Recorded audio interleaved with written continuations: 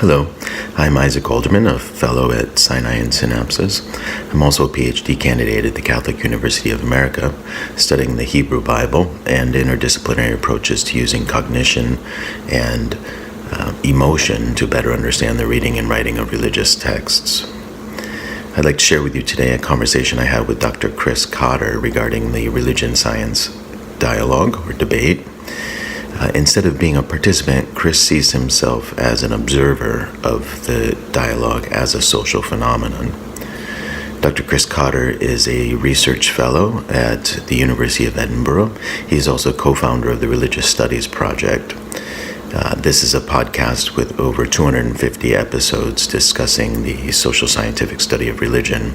I highly recommend it, and you can find a link to it on the Sinai and Synapses webpage, or you can go directly to religiousstudiesproject.com.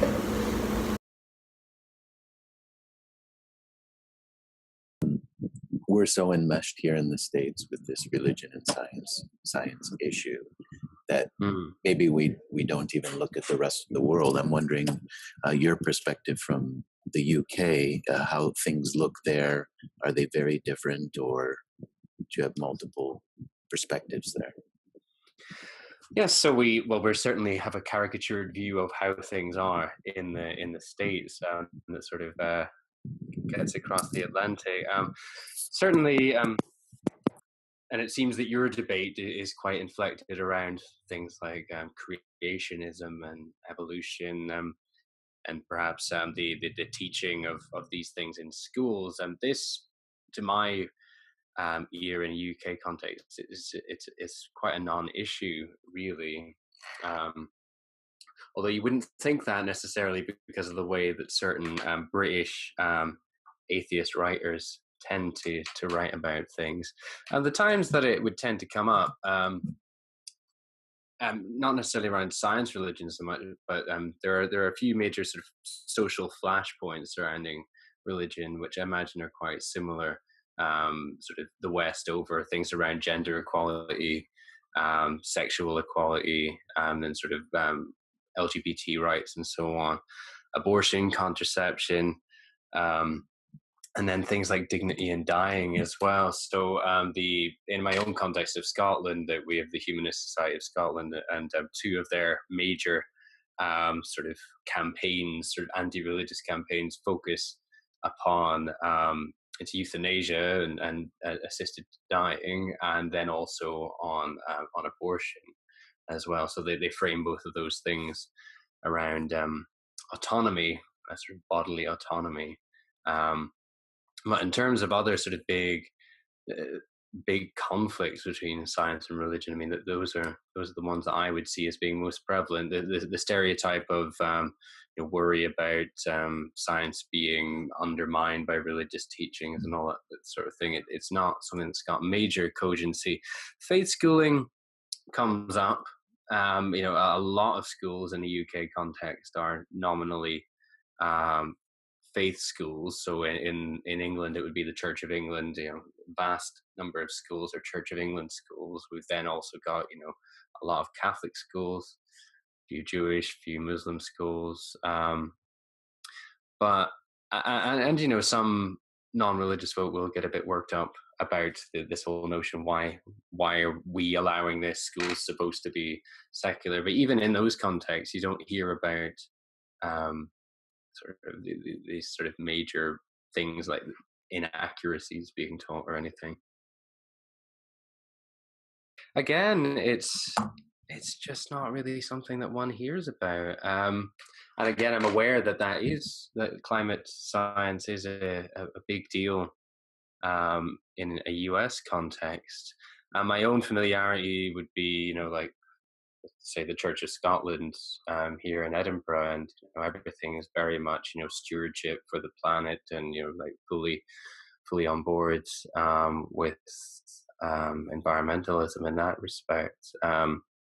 Now, that being said, when one would get to say, and I don't want to orientalize them in a sense, but there's sort of the remoter fishing villages around the north coast of Scotland, everything does get a little bit different. The communities there are quite apocalyptic in a sense, as communities associated with the sea tend to be. Life is much more treacherous, and etc. And so there you would find like the European Union being castigated very much as the devil, doing the devil's work, because they're trying to interfere with the fishing traditions and trying to all these various environmental things. But that's, again, it's not mainstream in any sense, and I don't want to.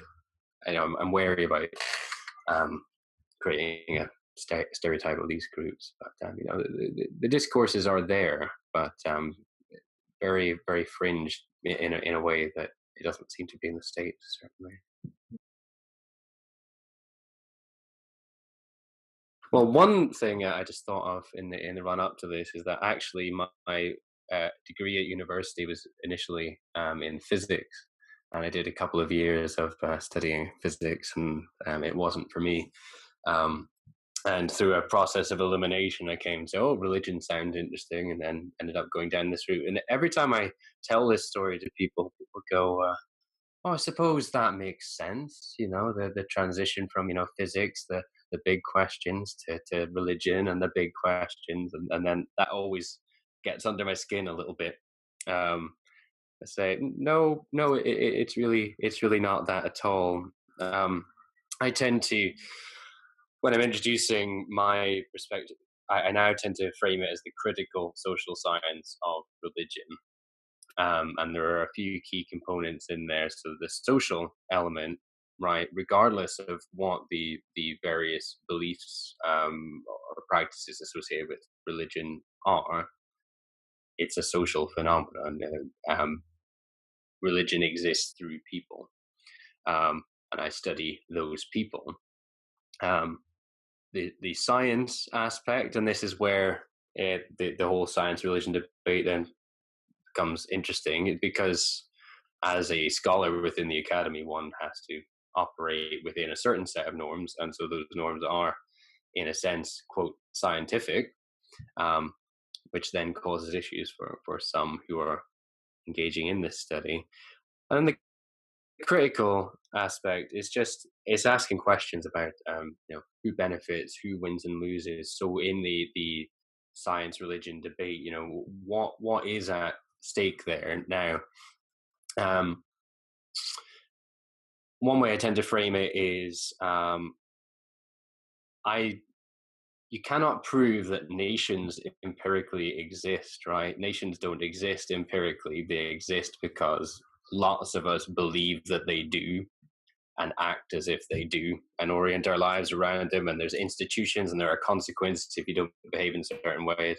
I tend to think of of deities and the supernatural in a similar way, right? You can't take empirical facts and prove that they exist or don't exist, but lots of people act as if they do, and then I study those social manifestations. Similarly, is the weather a force for good or bad in the world? Like the weather is just the weather, right? So similarly asking, is religion a force for good or bad in the world?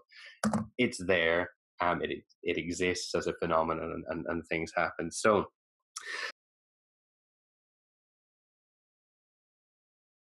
on the science religion debate, yes, there are a lot of people who are very, very invested in this being a contest, and who spend a lot of their time thinking about it, which is, I think, what you guys do as part of your work.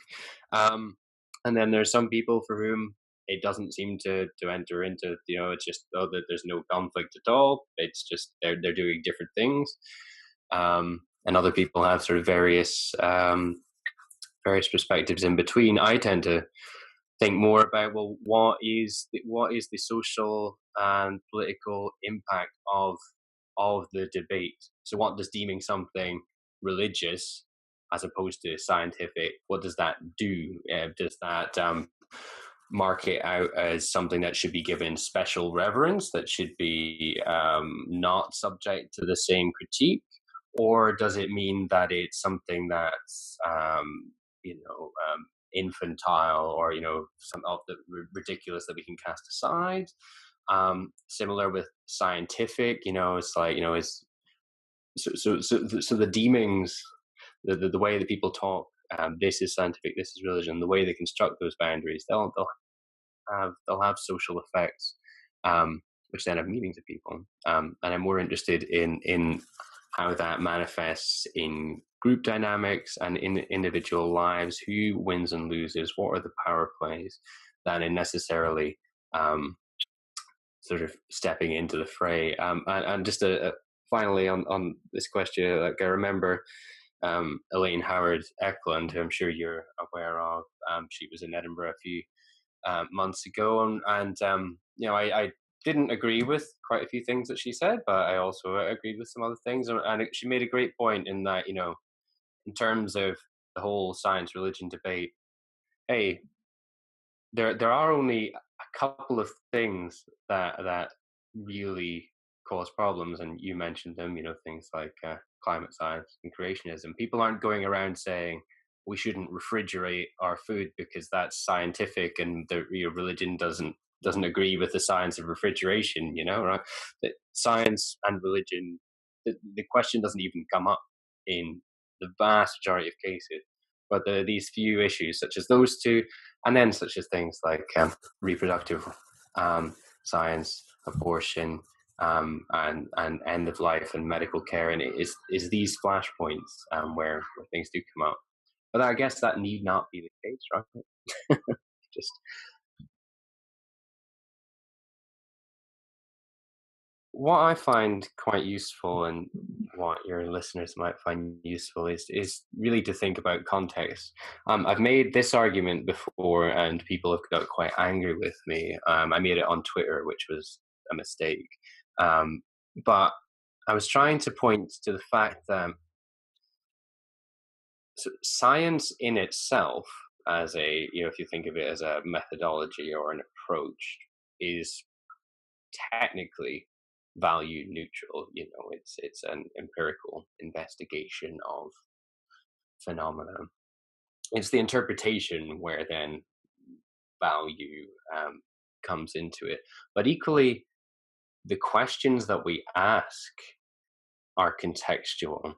So obviously, when scientists are carrying out their work, yes, the actual experimentation itself may be, entirely neutral. The money will have come from somewhere. There'll have been some agenda behind what will have received funding and what will have not.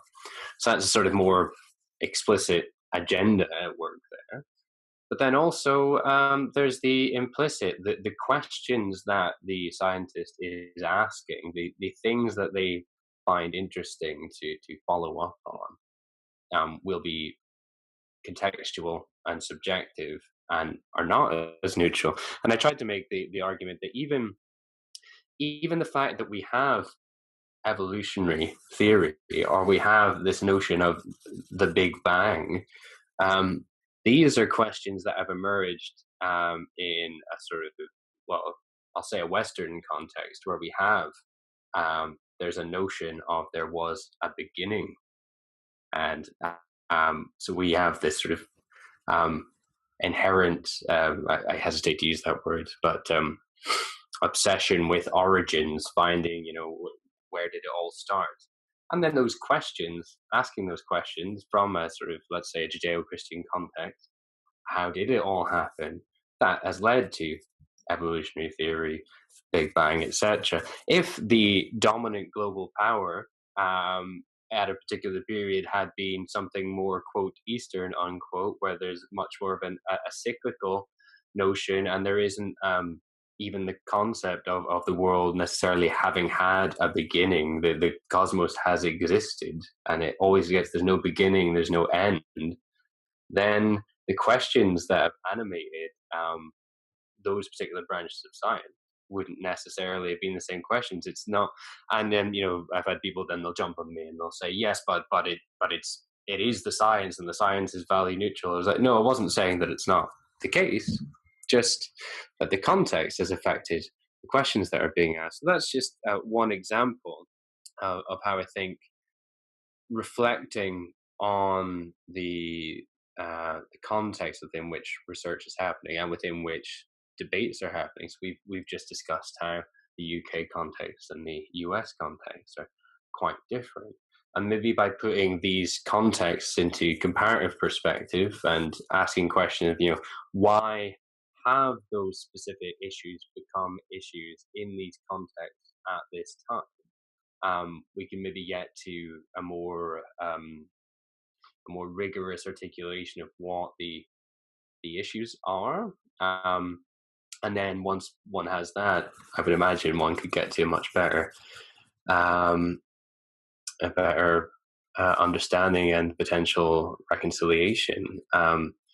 So that, in a sense, is what I would be doing with these debates, which aren't debates that I particularly study myself, but it would be just looking at the actors involved, the questions that are being asked, what contests are happening, when and why, rather than necessarily getting too focused on, I guess, on the sort of the substance of the contestation, because that there you'll end up with people talking past each other. Whereas maybe if you can sort of set that to the side and think a bit more about all these other factors, it might help that.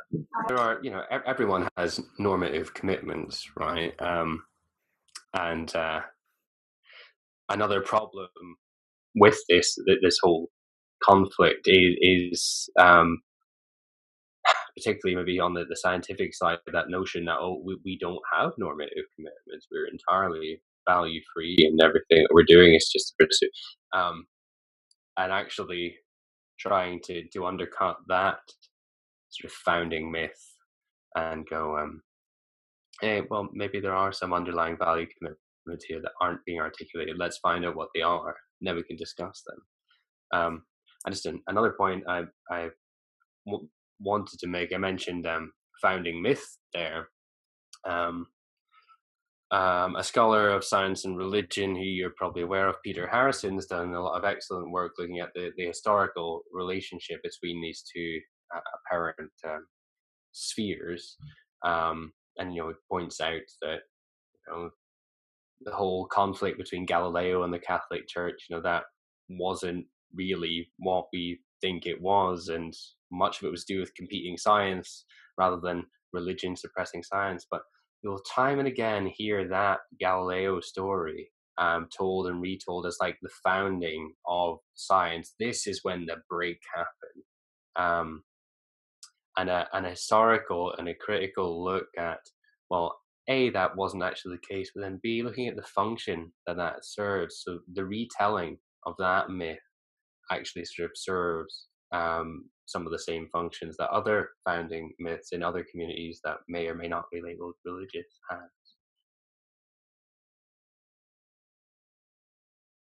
Percentage-wise, we're talking. I mean, it depends which survey, what the questions are asking, but it's sort of anything between 30 and 70% in terms of identification, and then when we're getting into practice and values and beliefs and such, the percentages go a bit crazy. But there are a huge number of people who don't have a connection to religion as we may commonly understand it, but who don't necessarily identify as particularly strongly one way or the other, who also may participate in various, because in the UK, this sort of this weird, as you'll know, this officially Anglican, there is the established church, but so people will quite frequently participate in sort of civil religious events with no underlying framework for that necessarily. I just wanted to say two things here, really. So for my master's project back in 2010, I was looking at students at the University of Edinburgh here who distanced themselves from the category of religion in whatever reason. They didn't have to necessarily identify as atheists. said they were not religious. And I went on a sort of foolish exercise. I see it as foolish now, but I put them into types. Classifying people into types is never a very good thing. But what I did, I would now tend to speak of this as sort of types of discourse rather than types of individual. But there were five prevalent ways of talking about religion that I discovered. One was highly inflected by family and relationships, but the other four, what do they call them? Humanistic, spiritual, philosophical, and scientific. These were the sort of four different ways that people were talking about religion, but each of those was it was implicated in some way in a science religion thing. So philosophical was all about, like they were asking about the meaning questions. Why are we here? What's going on? What does life mean? And which had intersections. Humanistic, how should we treat other people? But that was still intercutting with, all these sort of rights issues that we've been talking about, sort of the human autonomy things I was bringing up earlier. But then, as my studies progressed, I've started to come more and more to the conclusion that is due to the questions that I was asking at the time.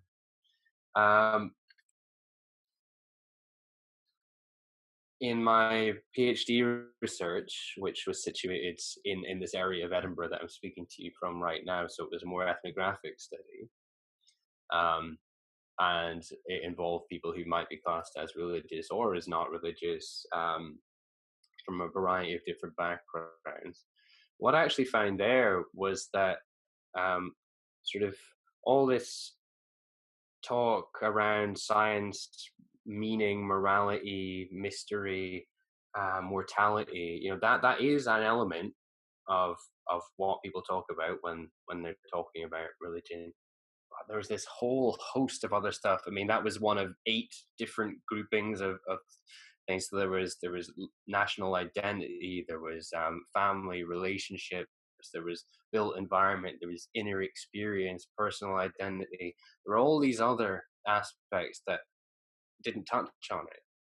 And I think I've started to come more and more to the conclusion that a lot of studies about religion or about secularity or atheism, the scholars that are involved are coming in asking questions. Well, where do you find meaning, or what do you believe? And these questions will produce, a certain kind of answer. But there's a lot more. There's a lot more going on there, and I think that those meaning questions, those belief questions, yes, they're very tied up in the science religion supposed conflict, as it were. But there's a whole lot of other stuff going on about who we are, what we do, what we enjoy, our lived experiences that don't really touch on it. And just as someone who works in a laboratory, they may be technically a scientist, but they're not going to be a scientist their entire life. That's one small aspect, and they'll live in a very different way outside of the lab. Similarly, you could argue that someone who is religious, that won't necessarily affect every other aspect of their life. But I'm going to make a final point, because I've just found myself making a fallacy which I don't like. I've just compared a lab scientist to a religious person. And you find that happening in a lot of literature. They'll go, well, let's talk about scientists who are religious. And then they'll talk about other people who are religious. I don't know what the comparison would probably be, would it be between religious leaders and lab scientists? Would that be a valid comparison? I'm not entirely sure. Equally, everyone, if you're going to start doing that comparison, everyone is a scientist. We all empirically assess things as we go about our day-to-day lives, and everyone behaves in manners that could be construed as religious. I'm not going to say the phrase I'm not even going to say it. Everyone is religious. It is in scare quotes. But people behave in these ways. Um, some could be classified as scientific, some as religious, and I think by dichotomizing, we're missing a lot and sort of playing into the identity politics of the discourse, which hasn't always been that way. There hasn't always been this perceived conflict. It is historically very recent. Um, and I don't know whose interest it serves, but it is serving an interest to keep sort of fanning the flames. So I try and not.